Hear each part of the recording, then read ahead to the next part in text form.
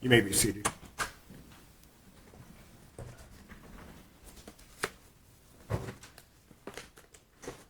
Court does call the case of the people, State of Michigan versus Sherrone Moore. Counsel, please state your appearances for the record. Good afternoon, Your Honor. Katie Wisworski for the people.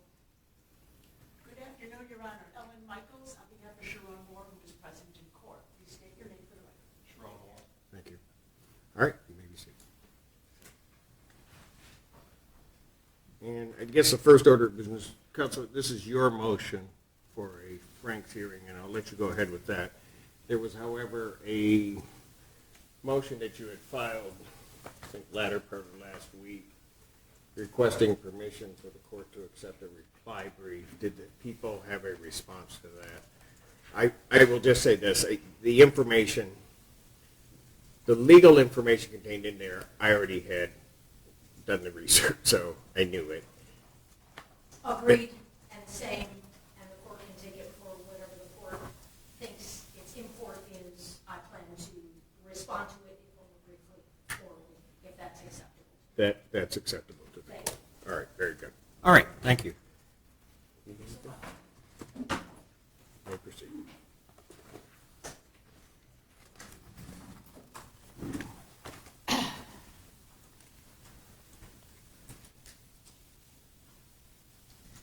Good afternoon. May it please this honorable court. Thank you for accepting my motion in reply to the prosecutor's response on this issue. The importance of the reply that I filed is that it states clearly and unequivocally that the relationship between the parties in a stalking allegation matters. It's not stalking if the communication has a legitimate purpose. As stated in my reply, and as what Your Honor knows, is that under recently published appellate court case in the state of Michigan, it is clear that the relationship between the parties matters. In that case, there was a stalking charge and there was a trial. At trial, the evidence presented that the alleged victim was a probation agent and that the alleged defendant was a probationer. The probationer contacted his probation agent many, many, many times, to the point where the probationer said, "Please stop contacting me." The probation agent felt harassed. She had her stalking charges filed. At a bench trial, there was a finding of guilty. On appeal, the appellate court stated that the employment relationship is relevant, that the relationship between the probationer and the probation agent is relevant. That it's relevant because what it shows is that contact between the two parties had a legitimate purpose. The contact was for the probationer to notify his probation agent of certain things. What the court said was that when looking at the reasonable person standard of whether somebody feels harassed, you have to look at whether a reasonable person in that position feels harassed, which gets us to what happened in this case. In this case, Detective Welker presented to the magistrate facts to seek an arrest warrant for Sherrone Moore on stalking charges and on home invasion with intent to stalk.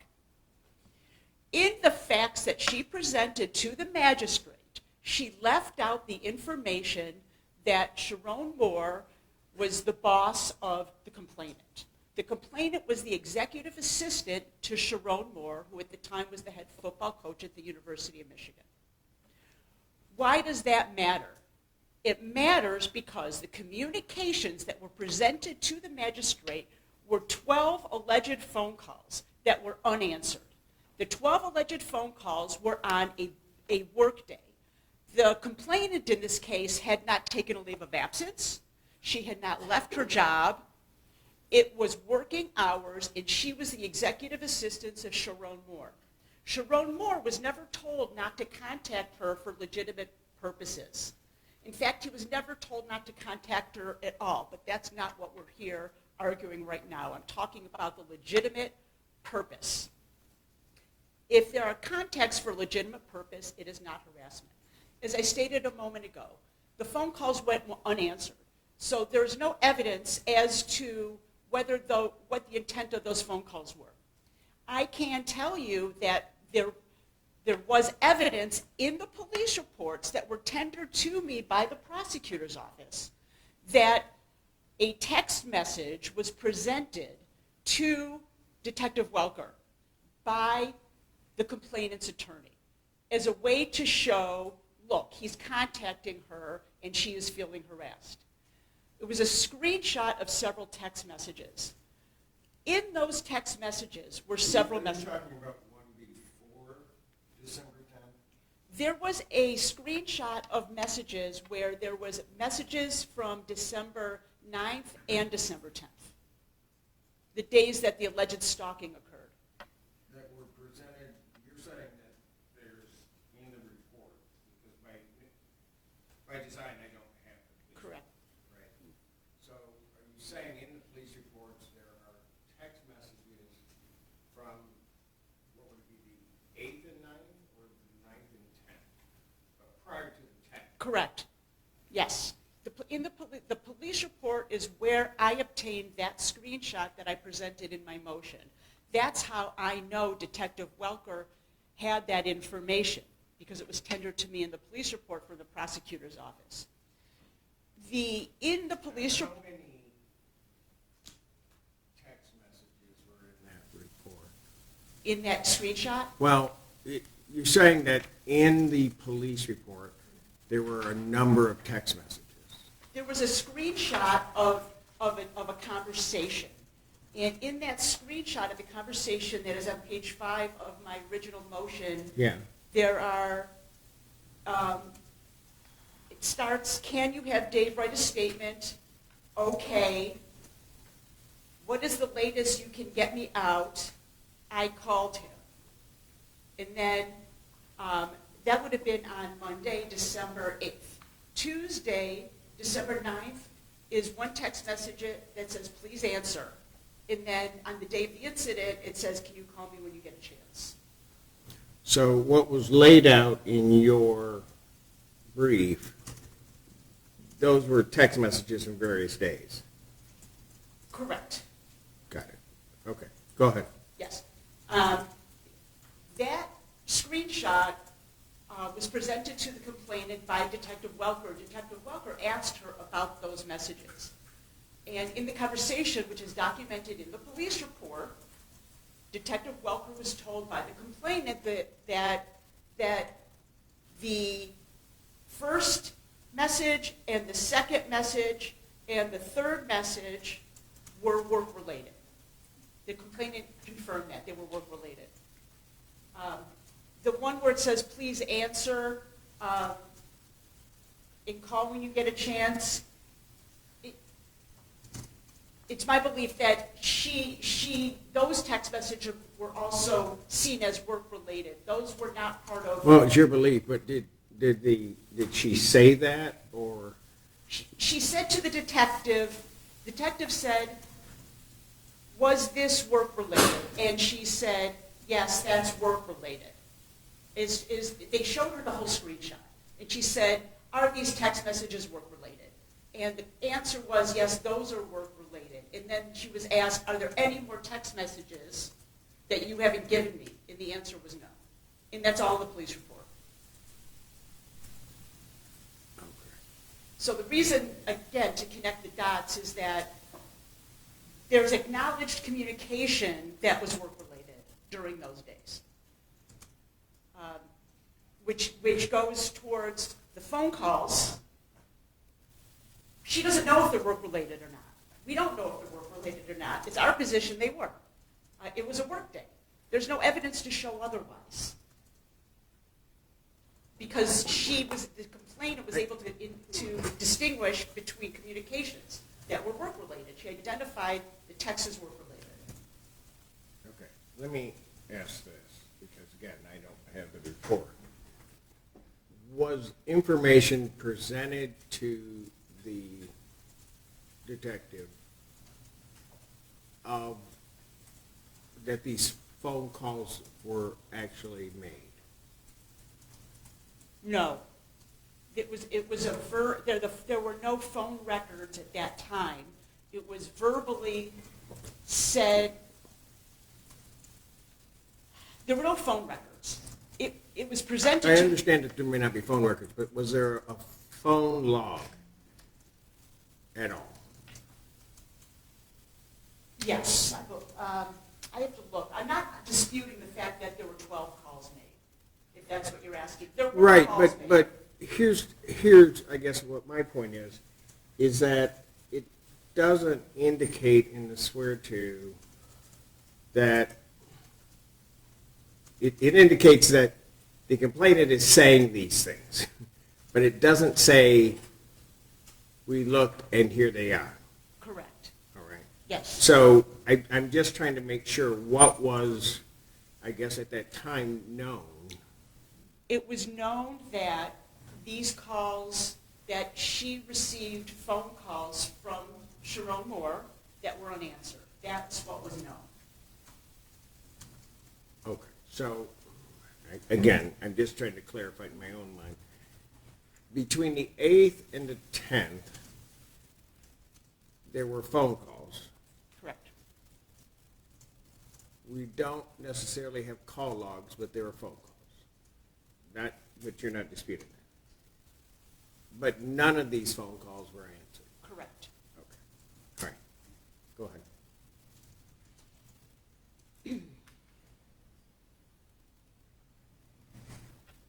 At the time of the swear-to, Detective Welker knew that there was an employee-employment relationship, and that wasn't presented to the magistrate.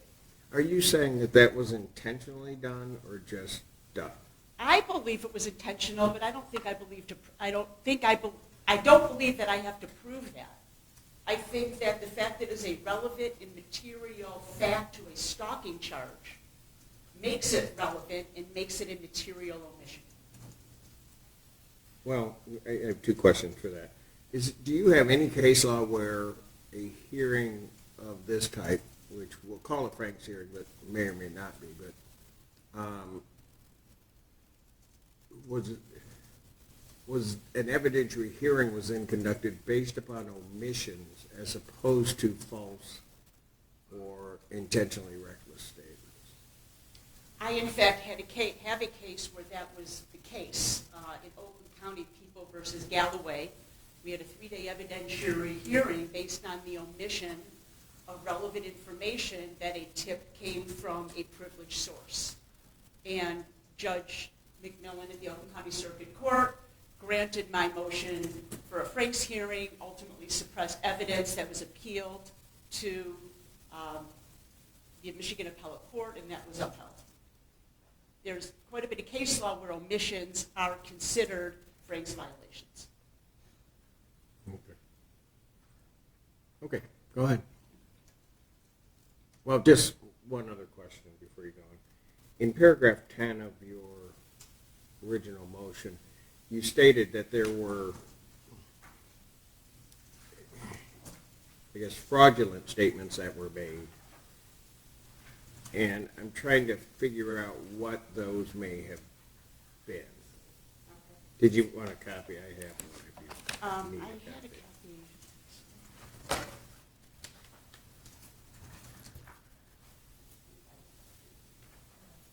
Oh, I have it right on top. I'm sorry, paragraph 10. Paragraph 10, you state that Detective Yes. Walker knowingly and intentionally or with reckless disregard presented false testimony. Yes. And I guess when I read these swear to, I was trying to figure out, in looking at your brief, what are you claiming that's false that she presented? I thank you. That's a great question. I know I asked it, Yeah. but go ahead. Yeah. The information that Detective Welker presented at the swear-to, a large portion of it came from information she received from Heidi Sharp, the civil attorney who was representing the complainant in going to General Counsel at the University of Michigan to disclose this relationship that is the basis of part of how we got here. Mm-hmm. This Heidi Sharp is when Mr. Moore came to the complainant's apartment, the first person that the complainant called was Heidi Sharp.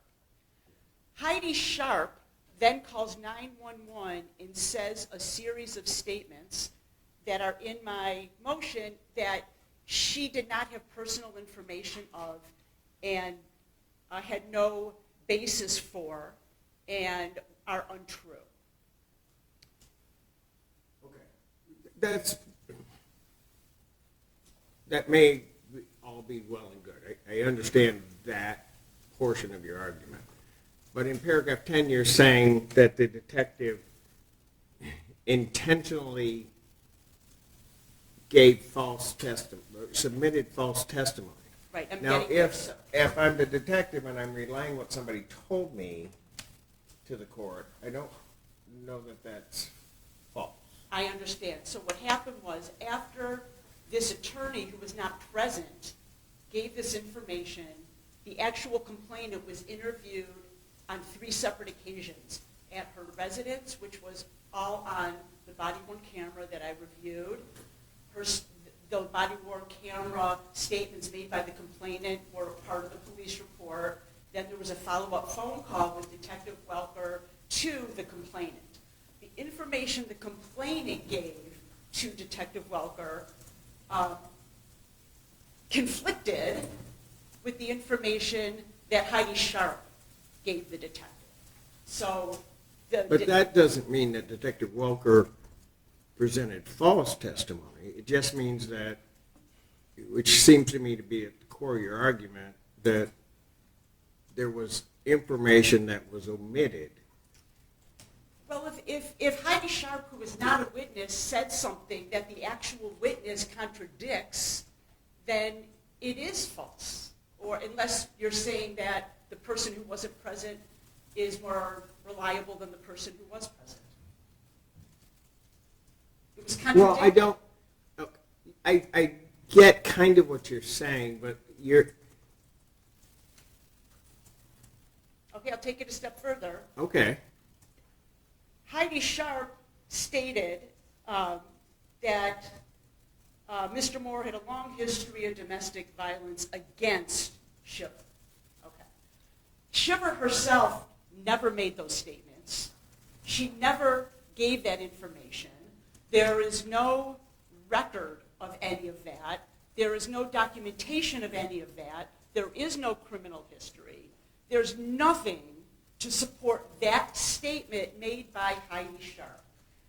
Through 3 interviews, the complainant never says any of that and also doesn't support it. She was asked by Detective Welker about assaultive behavior, and she said, no, there isn't any.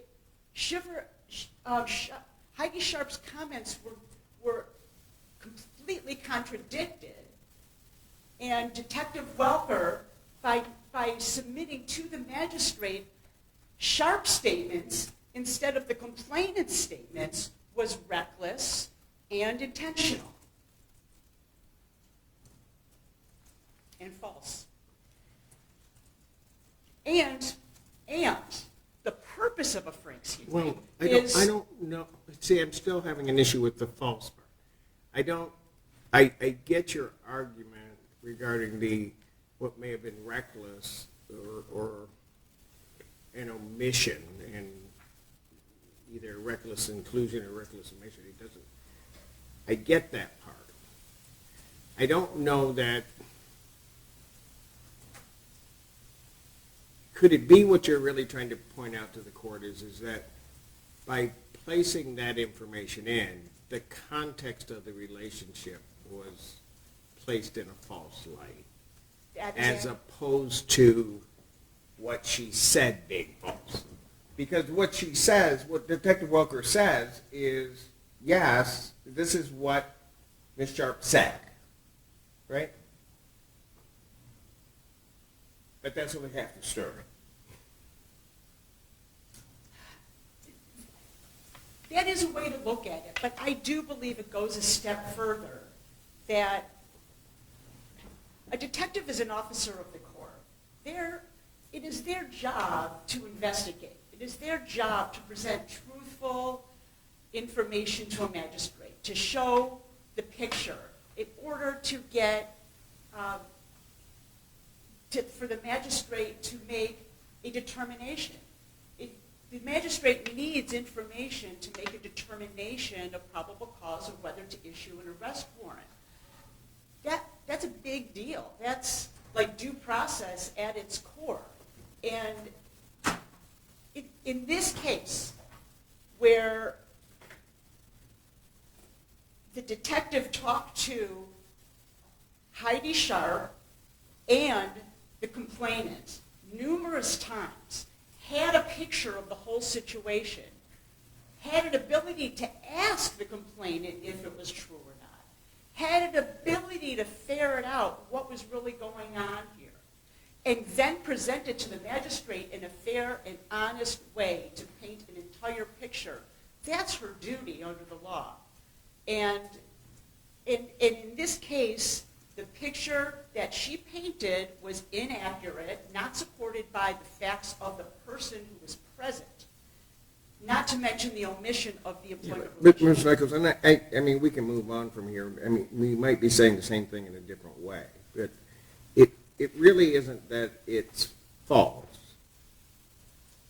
It's that she may have portrayed an inaccurate context to everything that's going on by omitting certain things. I don't know that that makes what she said about what Heidi Sharp said false.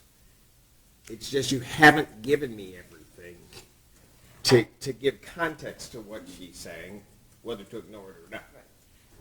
I guess maybe the better language would be reckless disregard, which is also part of the analysis. I So I think understand. reckless disregard is more accurate. Okay. I asked the question because saying that somebody submitted deliberately false information may be a little bit different from somebody that is sort of reckless in what they present. But go ahead. Thank you. So to get back to what we're asking for, we're simply asking for the opportunity to create a record, to put witnesses on, to create an evidentiary record, to show what they knew and when they knew it, and how it was versus what was presented. We believe that we presented enough of an offer of proof as to what was given to me in the police reports. That's the information I want to go on the record. I am not presenting anything that the prosecution doesn't already know.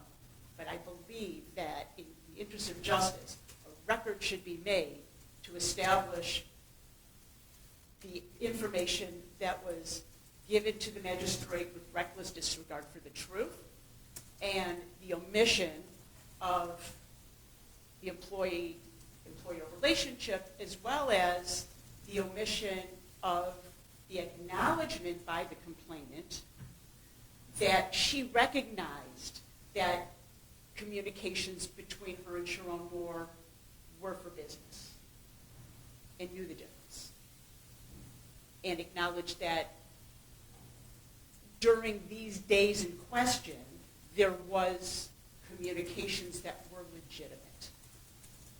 And if the communications were legitimate, it is not harassment. And if it's not harassment, it's not stalking. May I have one moment? I'm sorry. I just want one other question on the last point that you brought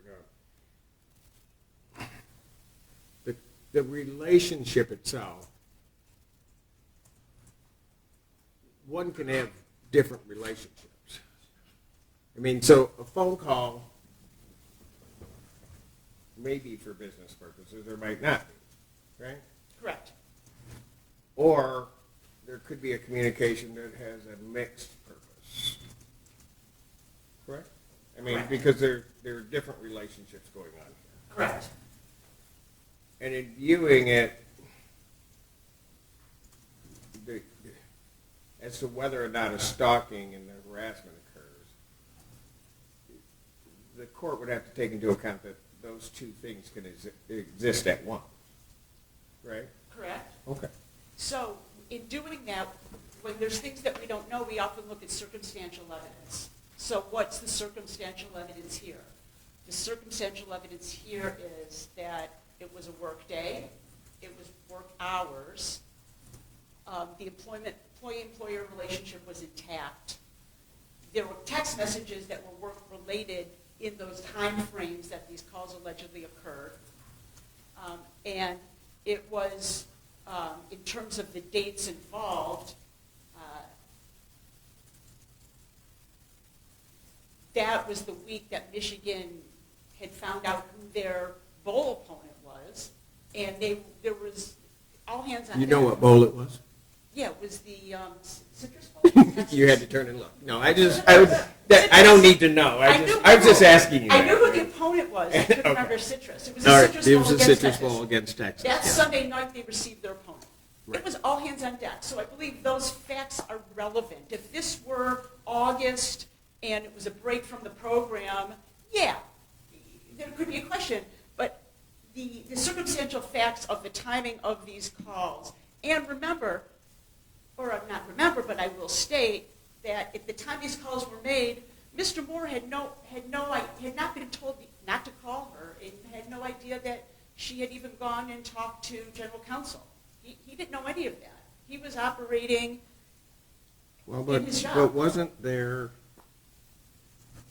a call from, or her indication not to call?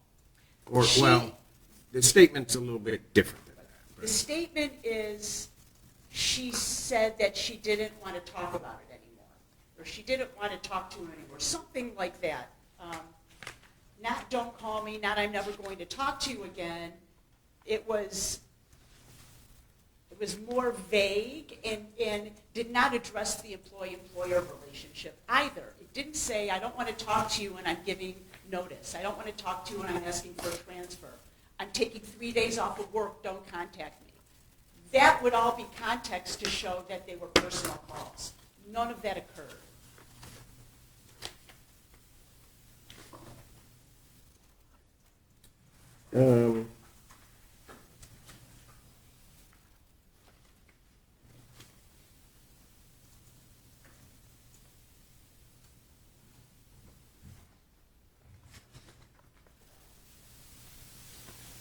I think it's important to point out what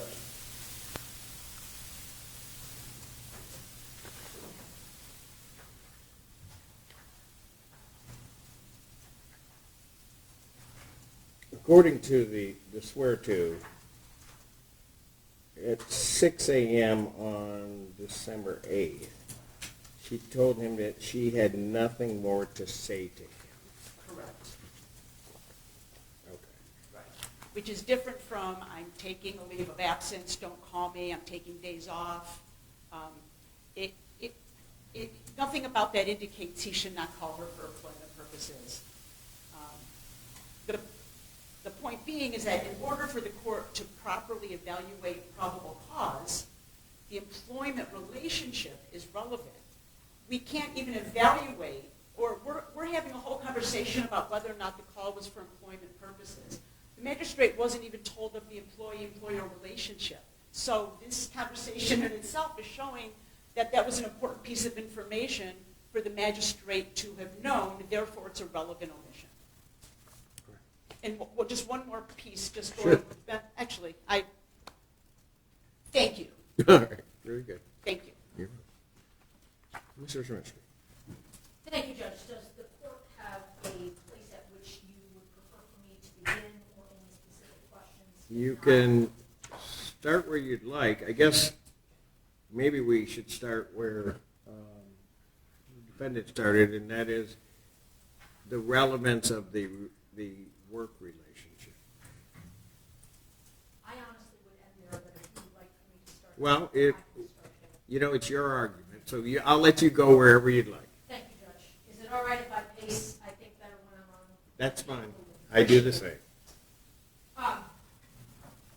Where I start is actually not in my pleadings, and I beg the court's indulgence for a moment because there was a legal, factual issue pertaining to this ask that I struggled with at first. At first it was, hey, does Franks apply to arrest warrants? I only know Franks to apply to search warrants. You know, can I wrap my brain around this? I believe Franks applies to warrants. I've got myself there. Arrest, search warrants. I think there's a substantial body of case law for you to infer that it can apply to arrest warrants.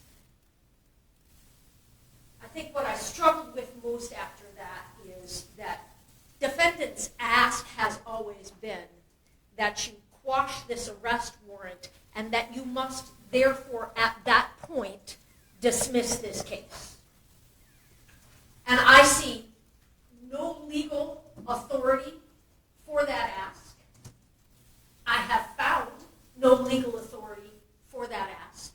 I have instead found two Michigan cases that I think address the issue. Maybe not head-on, somewhat head-on. People v. Burrell and People v. Smith. Happy to give the court citations Please. if that is of assistance. People v. Burrell is 391 Mich 124. It appears to be a 1974 case. People v. Smith is 106 Mich Ap 203. It's a 1981 case. They Said draw- Mich Ap 203? Say it again.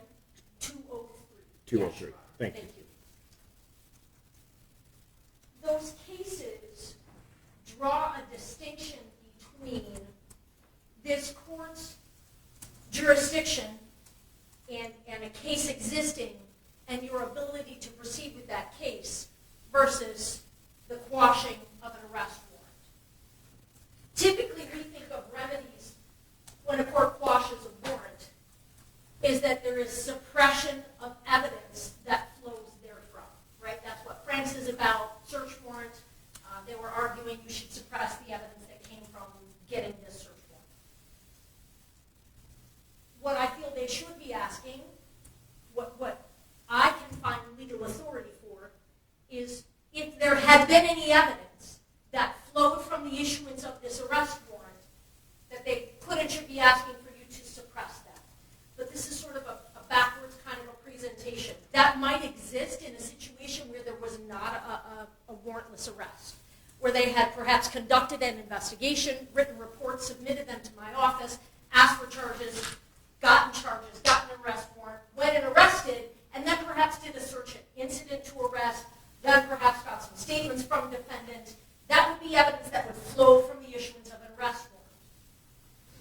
Should you, which I don't think you should you grant a Franks hearing here, and should you further, which I don't think you should, quash this arrest warrant, you're still left with a validly filed complaint. And while, again, I can't find exact case law to spit this exact holding out for us, what I will cite to the court is things like the statutes and the court rules that pertain themselves to, let's say, preliminary examination. And they don't talk about holding a preliminary examination and then at the conclusion of which, if the court finds probable cause to bind the defendant over, that you bind him over on the charges in the arrest warrant, you bind him over on the charges in the complaint. Because the complaint is how we start a lawsuit. Civil, criminal, that's what that is. That's the pleading. That exists. So my position is, what I didn't plead, is that even if you granted everything they asked for, you can't get to, they have not shown you authority for dismissing this case. Well, maybe not dismissing, maybe, but what if there were not, the court were to go through an evidentiary hearing, get to the end and say, well, if the information that defendant wishes and should have been included before the magistrate, that if that information is there, there would not be probable cause for stalking, then the stalking charge, the complaint would still exist, but the stalking charge would fail. And by necessity, so would the felony, because the predicate offense is the stalking. And then you would have held the hearing on the complaint, you would have evidence and information on that complaint, and get to exercise what we count on you for, which is your decision-making to find or not find probable cause on the charges as they are laid out in the complaint. Correct.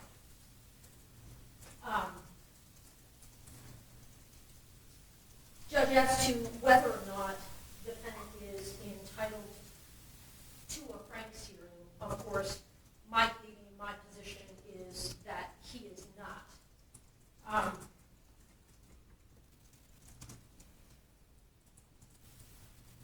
Franks talks about there needing to be a substantial preliminary showing before you make a decision to grant a Franks hearing. Honestly, in Michigan, I think we go better than that. I'll do defendant a solid and say that I don't think that he actually has to show you substantial preliminary showing for you to make that decision. I think People v. Franklin, the 2017 Michigan Supreme Court case, stands for the proposition that this is your courtroom, your motion, your discretion. You get to do that if you see fit. My position is that to do that here would be an abuse of that discretion. I will note for the record that People v. Franklin, that judge clearly had his or her own opinion about the credibility of the CI that was in question, having been referenced in that search warrant.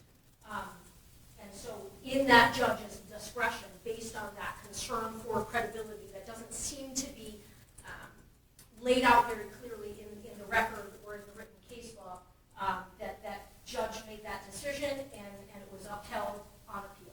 So Judge, this is your discretion, but again, I submit that it would be an abuse of your discretion. Would it really be of an abuse of discretion if I were concerned about the context of the relationship that was placed before the magistrate? Because I'm not entirely clear why Ms. Sharp's statements are even part of the swear-to. But her statements being part of the swear-to creates a certain context of the relationship between Mr. Moore and the complainant in this case, right? So I'm not sure why that's there. The court, from the time I received Ms. Michael's motion, and then your response, has had and looked at the swear-to, has itself, before necessarily really closely looking at anything, had a concern about what was put before the magistrate. And mainly because, having done swear-tos regarding stalking cases, having presided over a number of stalking cases, one of the, I think, primary things that always comes out is the relationship of the parties and the extent of that relationship, so that the court can take into account why communication may be occurring. I mean, some of the, and you know this, say some of the egregious ones, there's no connection whatsoever between the parties, but all of a sudden it's happening, and then that creates one scenario. Then you've got other scenarios where you have an estranged husband and wife with children who are contacting, and then a court has to go through an analysis about what the context were. So would the court really,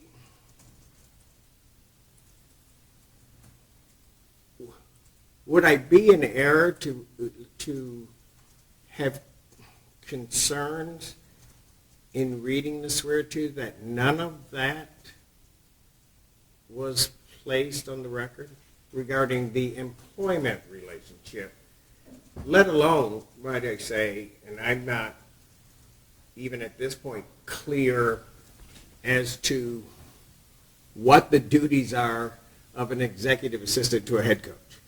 I'm equally devoid of that knowledge and information. But wouldn't that information, right, but wouldn't that information be important for the court to know? So, Judge, I wonder if I could spit back to you what you have said to make sure that I Sure. understand. Absolutely. I appreciate the court's candor, and you told me to start there, and I went ahead and started where I wanted to. Yes, So that's here all right. we are, right.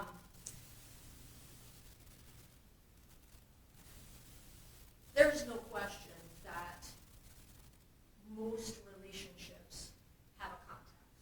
And the court is correct. There is some stalking that exists in the world that is stranger to stranger, and it is what it is. I have encountered precious few of those. Most relationships have context. I think the court was very much in tune with the reality of this situation when the court earlier was questioning defense counsel and had some commentary along the lines of, but can't both things be true? Meaning, can't there be stalking and an employer-employee relationship? And the answer to that is, but of course there can. Simply because there might be some amount of communication between two people that is to be expected or a part of a job. But if it is used and abused to threaten and harass and perpetuate more and additional contact, conversation, varieties of contact, it should not negate stalking. What I will say is that I take issue with defendant's characterization of, I think you call it EICHLER, the September 2025 case that they have cited to you about stalking. I think really what it stands for, my read of it, is it's a commentary, it's a ruling and a holding on the status of the victim in that case. In that they said, because we all know stalking is a subjective and an objective standard to it, right? It has to have made a specific victim feel terrorized, threatened, harassed, molested, that list of statutory factors. The actual victim and a reasonable person also must have felt that way.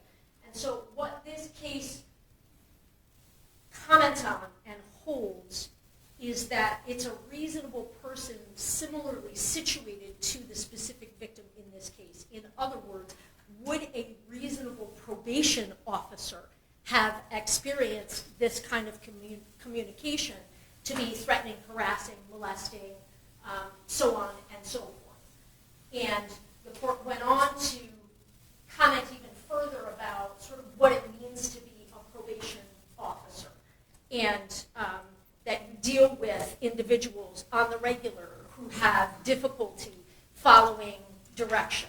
The court went on to underscore that this communication from this particular defendant did not involve any kind of threats, did not involve going to the victim's home or place of employment. It was simply texts, and they were all able to be characterized as about probation issues. So it is, while it does exist as a case in the context of an employment, if you want to call it that, relationship, it's very specific, in my opinion, to the specific roles that those two individuals played with one another. Yeah, but that burden rests with the people to show that. Isn't it true? I mean, during the course of a swear to, that would have to be shown to the court. I don't make a presumption that it's one way or another, do I?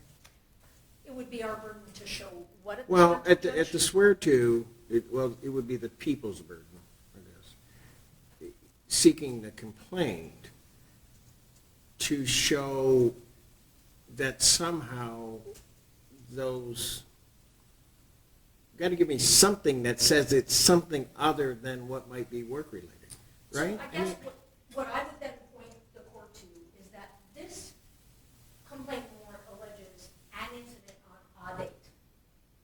I'm not saying that when we come to prelim here, should we get to that stage and this court orders a preliminary examination, I'm not saying that I wouldn't say to you, Judge, I'm looking to expand that date range. But right now, it is alleged December 10th, 2025. And as we all now know, since we're going to what we know, the defendant was fighting. And what we know, according to the complainant, as is testified to in the swear to, he called her 2 times after that. She didn't answer. Showed up at her apartment, barged his way in, grabbed the implements that he did. She felt utterly terrorized in that moment, threatened to kill himself, pointed the implements at her, backed her further into her apartment, eventually left when she got her lawyer on speakerphone, and even after he left, then called her, as is witnessed on body cam, called her yet again, and sent her 2 more texts. I hate you, and my blood is on your hands. So on December 10th, and as was sworn to by Detective Welker, there is more than sufficient probable cause for the issuance of a warrant that includes stalking. That's my position. I have case law because I have had individuals question me as to whether or not behavior that occurs all on one day can satisfy the elements of stalking, that course of conduct, non-continuous, separate acts. And while it is an unpublished case, Judge, I find a lot of takeaway from this case. It's People v. Smothers. So it's 2025 Westlaw WL 3483111. So it's a Mishap case. It was decided December 3rd of 2025. And it talks about 3 phone calls. 3 phone calls that took place in barely over 1 hour can constitute sufficient evidence for aggravated stalking. Were those phone calls answered? Those phone calls were answered, but none of them, interestingly enough, were answered by the victim. They were phone calls that were made to 911 and either a city manager or a city attorney and the prosecutor's office. And they made threats against a specific deputy and specifically threats to kill. That deputy did not answer those phone calls. They were not made directly to that deputy, but they were communicated to that deputy. And that all was found to be sufficient evidence to sustain a conviction for aggravated stalking. So, Judge, I think on the record of the swear to, as it stands right now, when there was no longer any employment relationship because he'd been fired, there were multiple non-continuous, separate contacts that constitute stalking. I'm going to have another case that has barely even 2 contacts that was sufficient for an aggravated stalking conviction, but I give it to the court. But the I guess were the point of those that the information by the caller was communicated to the alleged complainant? That certainly had to have happened for that to complete that loop. Yes. Okay. But that's not what happened in this case. No, you're absolutely right. There were the 2 on, if we're limiting our focus to December 10th, there were 2 unanswered phone calls by the defendant to the victim before he then came over and barged into her apartment and did the acts that he did and then left her apartment and then called her again and then texted her 2 times.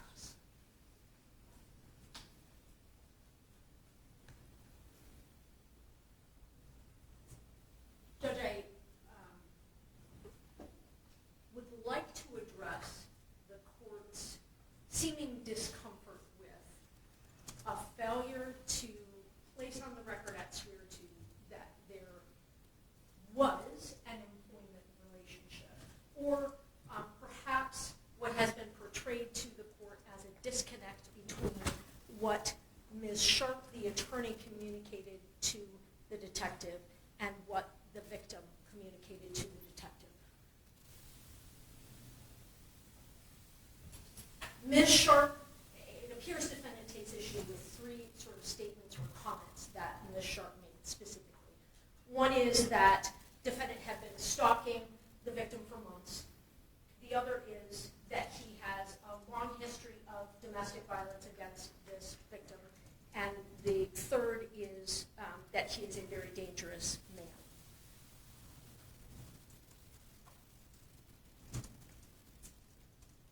What I will first say, because counsel calls all of those false lies, and cites to the fact that there is no criminal history, there are no other police reports, things along those lines. Also cites to a follow-up conversation with Ms. Sharp wherein she says, none of the acts that I'm talking about would likely rise to the level of physical abuse in your criminal world.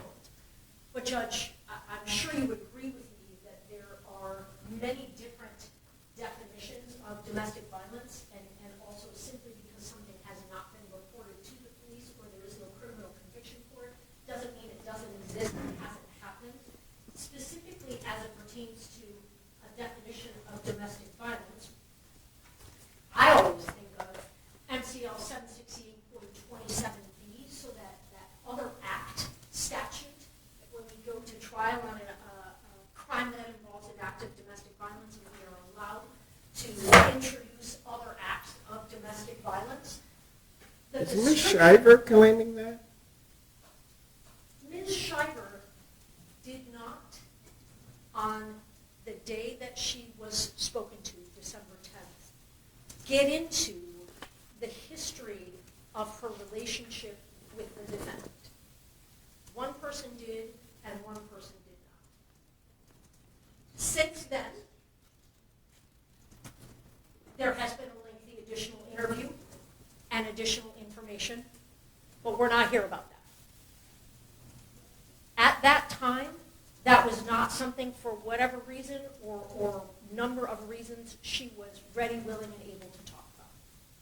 She talked about December 10th and the fact that they had had an intimate relationship for a period of time leading up to that. So, Judge, to characterize Ms. Sharp's statements as lies simply because there isn't any adjudicated history of it, that misses the mark. There is no mandate that there be an adjudicated history of it for it to be an accurate statement, or at least an accurate statement in her mind. She goes on to talk about, a specific example she gives of what she means by that is that he has a history of threatening self-harm as a way to exert control over the victim, and that he has a propensity to use knives when he does that. So, Judge, we all know domestic violence includes a lot of things, and that emotional harm, again, I point the court to 768.27b in terms of definition of domestic violence, and certainly it could be causing harm or attempting to cause harm, but it can be placing a family or a household member in fear of physical or mental harm. It can be engaging in activity towards a family or household member that would cause a reasonable individual to feel, and then it lists off all of the stalking variables: terrorized, threatened, harassed, intimidated. Those are all under the umbrella, just in that one subsection of law, of what it means, what domestic violence can mean. So there isn't any showing that what Ms. Sharp said was false or a lie or inaccurate. Well, but I think something might be, and this might just come from the court's knowledge of how long the college football season is. She stated to the officer, or to dispatch, I think, or somewhere, that he had been harassing her for months. Yes. Now, if I just take months as meaning 2, it could mean more, and I take it from December 10th, that means that he was harassing her as the executive assistant through the majority of the Big Ten season. I'm not sure, and that's part of the court cut. I don't know how that works, how that would even happen.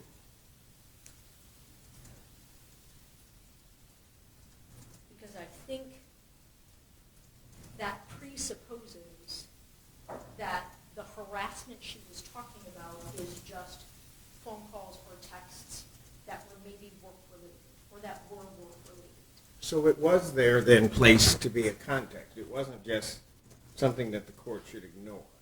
The employment, No, that Ms. Sharp's comments.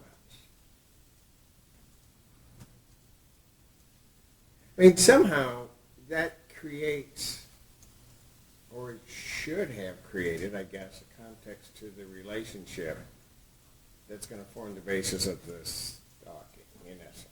Right? what Ms. Sharp is saying about it going on for months, that somehow will play into what happens here in this On case. December 10th? No, on December 10th. I mean, Yes. she,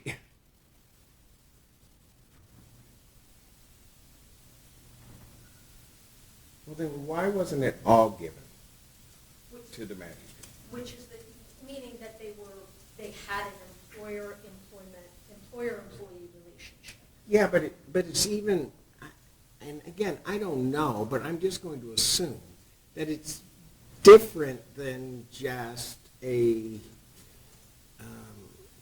employment-employer relationship. I mean, from the standpoint that it's almost like a CEO and the executive assistant to a CEO. I mean, the closeness of that relationship, I just don't know how the court wasn't informed of that. If I had to guess, and that's part of what's challenging here because we have one record, which is a transcript, and we're all sort of arguing from things we think we know from police reports and investigations. But if I had to guess, I would guess that it's because the detective assumed that as a fact, as a known fact, if I had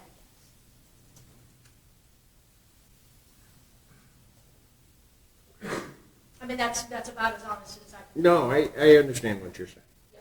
I mean, it's one of those that seems like a judicial notice sort of thing. By that time on that day, that's my. Well, it may have been a judicial note. I don't know if it would be. All due respect to head coaches around the world, I didn't know they had executive assistants. But whatever. I mean, I didn't know, but certainly the court, through the record, was not informed of that, nor informed what that means. I mean, even as I sit here right now, and I don't know that anybody necessarily can explain to me what it is, I don't know what that relationship is. Like I said, I'm taking it from the standpoint that it's like a CEO and the executive assistant to a CEO. And that is typically a very close relationship. There's a lot of communication that happens. And as I was thinking about this case, the only thing that I could sort of in my head equate it to is myself and my judicial coordinator.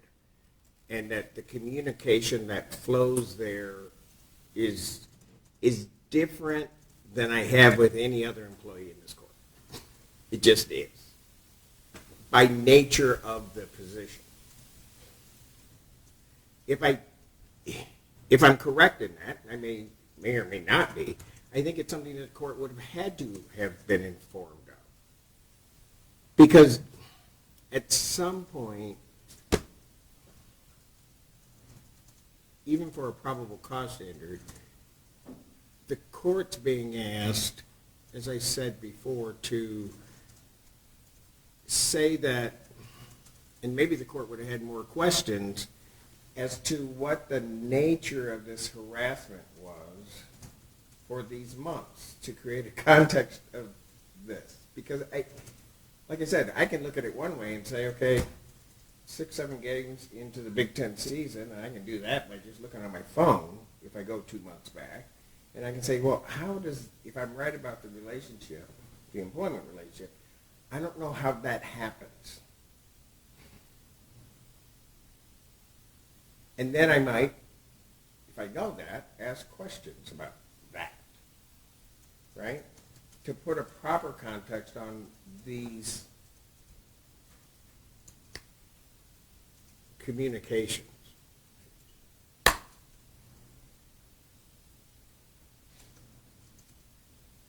So, I'm sorry. You may go ahead.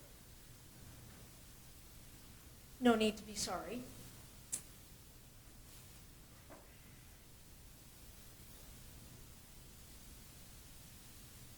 My position is that the detective testified to information that was given to her. Was there an omission of employer-employee, that fact? That would appear to be accurate. Again, my best guess is that she assumed that was a known fact. She testified to information that was given to her. The charge pertains itself currently, as we stand, to behavior on December 10th. Can I just say, though? Sure. I get what you're saying, but I'm looking at page 6 Of the swear to? of the swear to. Yep. And starting at line 3, basically.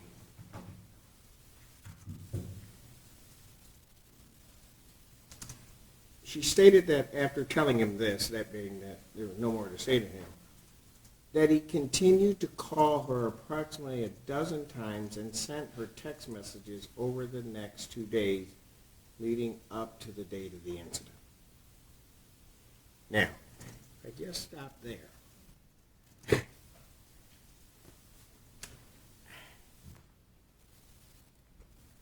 If I have, it's, and I think everybody's right in terms of there needs to be a picture painted for the magistrate. If Ms. Sharp is indicating that there's all of this other stuff that's going on, and so if I'm the magistrate, that's what I'm hearing, then I'm hearing this, that this individual says that she has no more to say to him, and then there are these dozens of calls and text messages that occur over the next 2 days prior to this incident. Frankly, you'd be leading me to believe the negative. Because you're not giving me anything else. Not sure I follow, Judge. Leading you to Meaning negative. that these communications couldn't have been for any other purpose. I mean, because it's equally as plausible that, I guess, that they could be for the purposes of harassment as for the purposes of work relationship. But by placing it on the record this way before the magistrate, you've given the magistrate no alternative but to believe that it is a continuation of the behavior that Ms. Sharp describes, which I don't know if substantiated or not. That's my problem. I think the best I can offer the court along those lines, with the exception of not having sworn to the fact that they were employed together and they knew about, that Detective Welker passed along the information that was given to her, swore to and testified to the information that was given to her. Well, I got a problem with that too. Yeah. Because part of the problem is my understanding, and maybe I'm wrong, but from listening to Ms. Michael's argument, I think I was right there. She has the other text messages from those 2 days, right? Somewhere she saw those. But doesn't say anything about them. Doesn't say anything about what those are. Yet, the one that occurs after on December 10th, well, one particularly, she lays out in great detail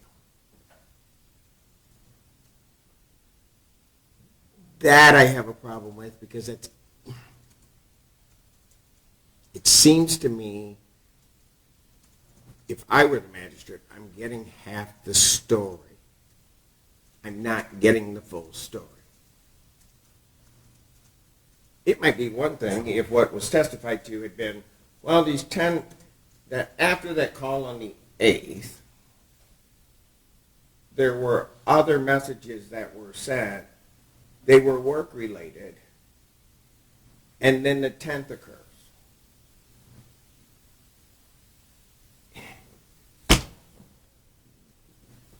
I just made that up on the fly. It doesn't seem that hard. But that's not what was said. And I'll be honest with you, I find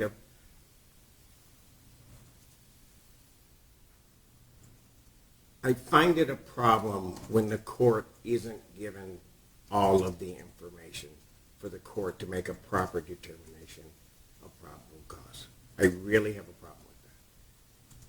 Because quite frankly, I think that the defendant's due process rights, as well as the right of the people to be able to proceed with a validly sworn out complaint, are at jeopardy. Does it impact the court to be mindful that the investigation was then and continues to be ongoing, and that there was always the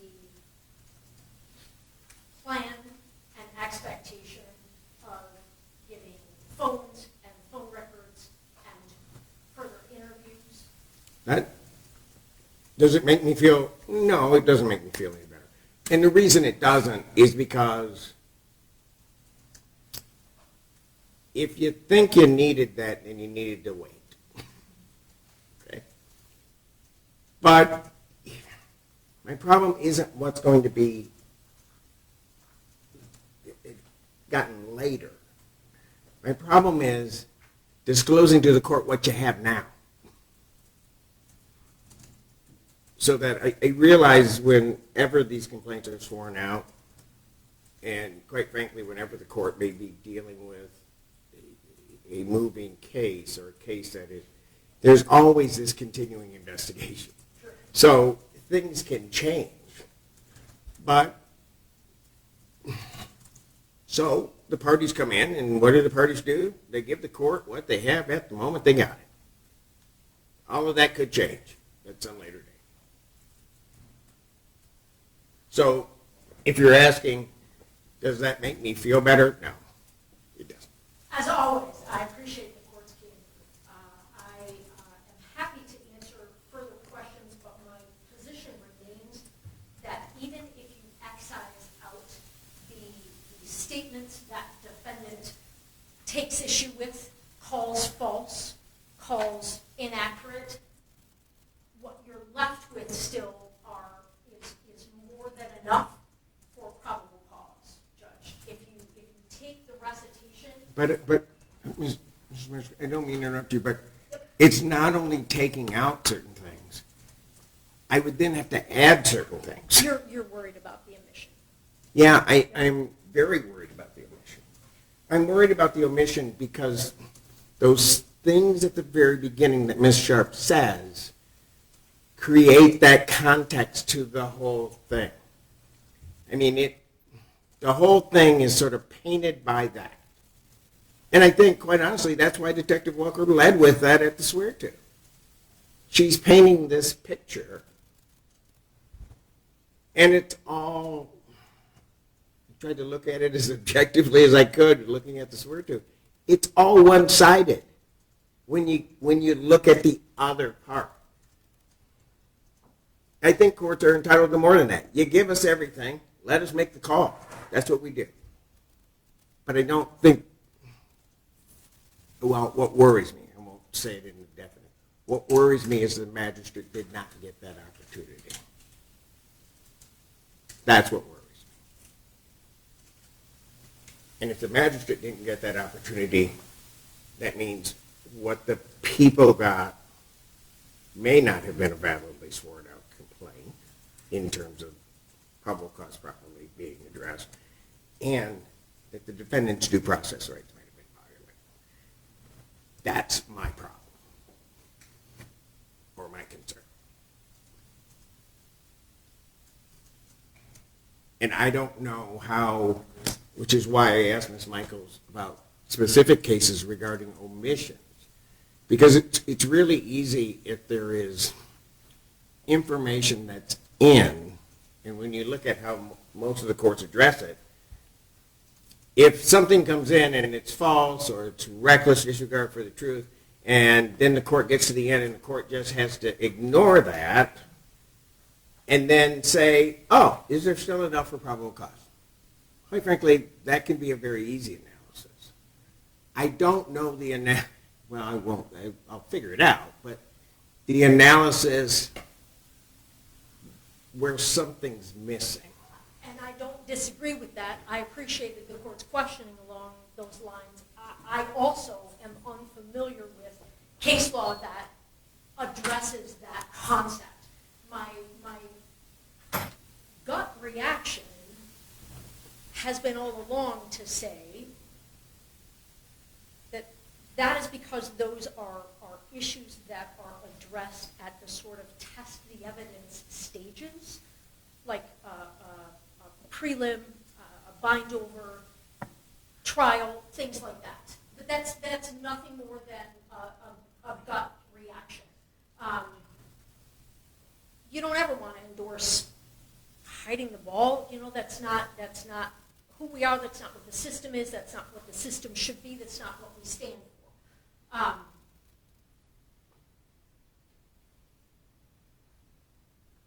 Clearly, the court is taken with, and again, I appreciate your candor, taken with an omission to put an employer-employee relationship on the record at the swear-to.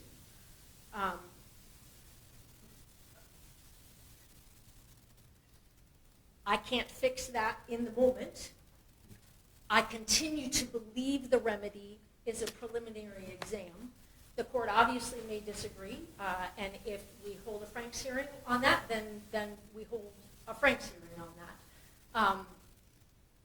I continue to be of the position that once that relationship is over, there is more than sufficient behavior that was sworn to that satisfies probable cause for the stalking, which then satisfies an element of the home invasion third.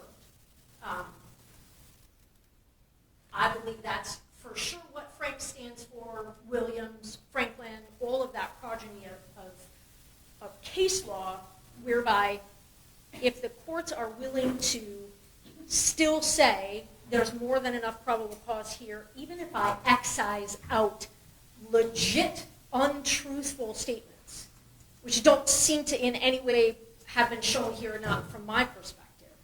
And if there still remains probable cause, then the warrant is valid and there is no need for a Franks hearing. Then it stands to reason to me that if the worst that we can say exists on that record is a void of a fact pertaining to their employer-employee relationship, that if there still remains adequate probable cause on that record, that arrest warrant should still stand and there shouldn't be a reason for a Franks hearing. And I think that's probably all I have to say on that, Judge. If the court has any further questions, please. I do not. Thank you, Judge. Thank you. I appreciate it. Response. Yes. Thank you.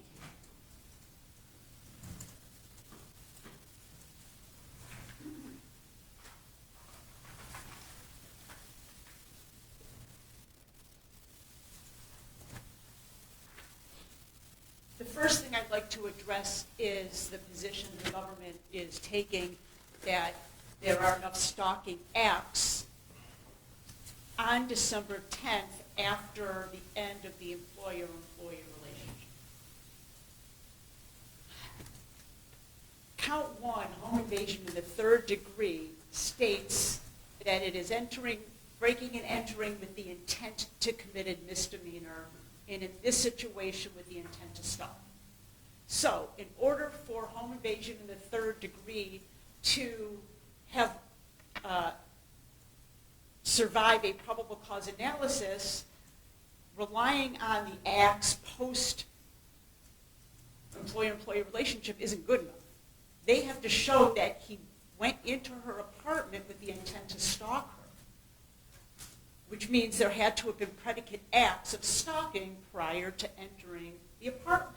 If they are now saying that the only acts that we are relying on are the acts post leaving the apartment, the home invasion fails. And it should fail, because there was no stalking prior to December 10th or after, is our position. That's one point I'd like to make. Second point I'd like to make, in People v. Eichler, in paragraph 6. Counsel, can I just ask one question? Yes. In regard to the stalking,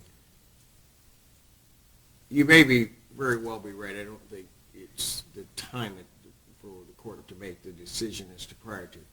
But after entering, leaving, and then texting,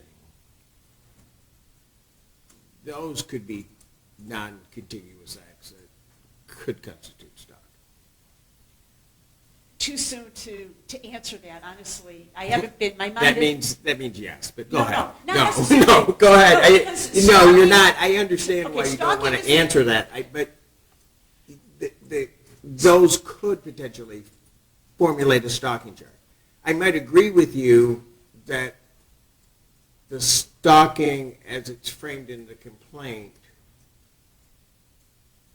isn't the predicate for the home invasion. I get that.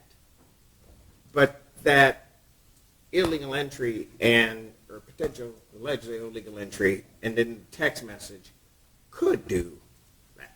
Assuming it can show intent to harass and all these other elements Understood. that I would have to analyze, which is why I'm saying I'm not going to answer that until I actually analyze the facts. That's okay. I got my answer. Go ahead. You can keep going your argument.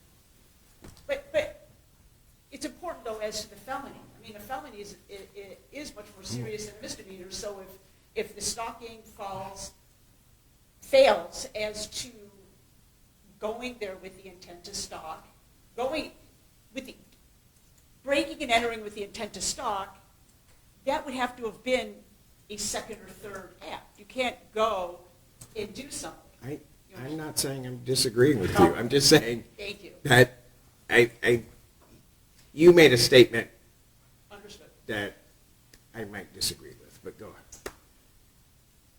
The government also pointed out that in the fact pattern that she just relayed to you about Mr. Moore walking towards the complainant while he was holding the butter knives. I'd like to point out that the prosecution or the charging agency, they're the ones who get to choose. They didn't charge him with assault or aggravated assault or any assault. They looked at the facts and didn't even ask for that. So to describe him as dangerous and assaultive, they didn't even see that as assaultive on that day. I just want to make that point. Finally, the prosecutor also stated that there was further conversations with the complainant to flush out more of the history. That conversation occurred prior to the swears. The in-depth conversation with the complainant was documented in the police reports and is on body cam, video, audio and video, and at no time does she describe a history of domestic violence or a history of stalking. And one more thing is,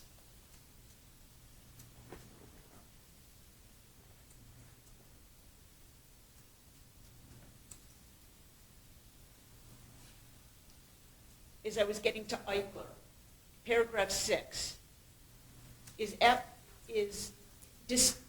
government tried to say that Eichler can only be applied to cases where it's a probation or relationship, that it's limited on its facts and should be seen as limited in its holding.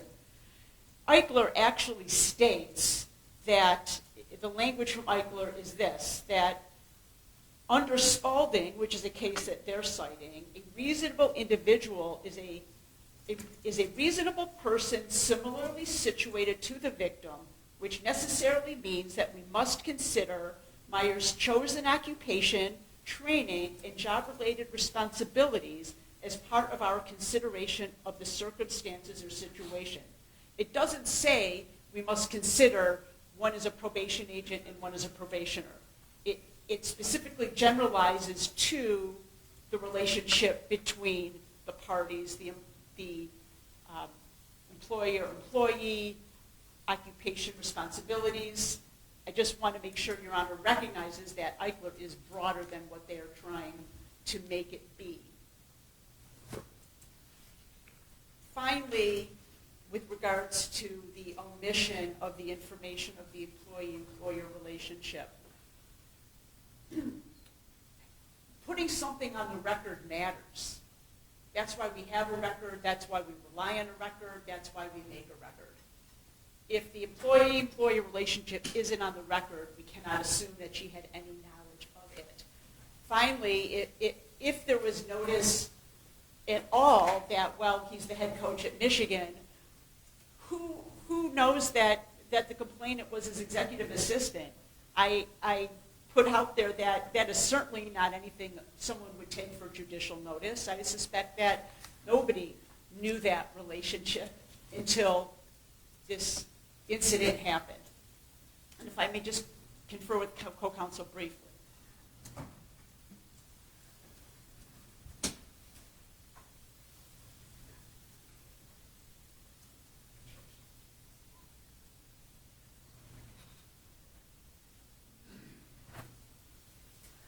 One last point to make is the prosecutor presenting to Your Honor that it is a known fact that Sherrone Moore is the head coach at Michigan. That known fact would be from the media, from the news, from various other places, and it's improper for a judge to rely on that kind of information and to swear to. Let me just ask one other question. Let's say, hypothetically, go through the entire thing. We have the evidentiary hearing. What do you believe the proper remedy is?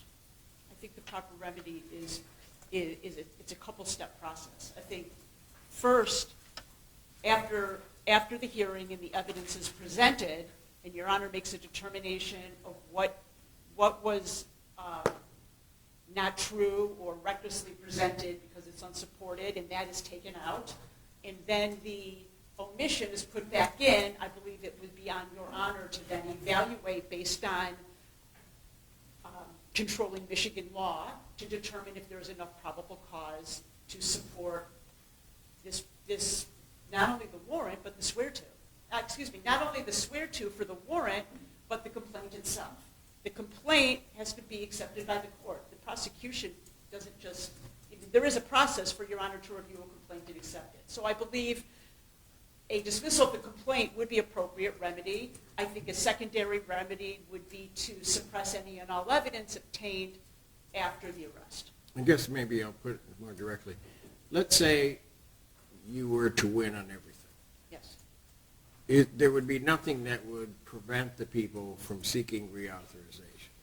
That is correct, and it is my belief, based on my review of the materials, my investigation of this incident, that they wouldn't have probable cause to make these charges. I don't believe they have probable cause to make them charges. Regardless. You just don't think that there is. I believe when presented fully and fairly to a magistrate, I believe there is not probable cause to support these charges. All right. And I believe there's less probable cause now than there was when the incident happened. I don't know what that means. I believe that the evidence that has now been collected will show that there was not stalking. Right, but I That's what I'm saying. right now, I'm not dealing with any of that because you're, for the purposes of this motion. Right, you're asking me, I believe the question was, let's say I win and everything's dismissed, they can go and just refile. That was the question, correct? Yeah, I mean, there would be nothing other than the fact that there might not be enough evidence to do so to prevent them from doing it, right? It's my belief there won't be enough evidence to do so. All right, very good. Thank you. Thank you. All right. Thank you, counsel, both of you, for your argument and the manner in which you answered the court's question. The court does appreciate it. I'm going to take a break. I will come back with my decision. I would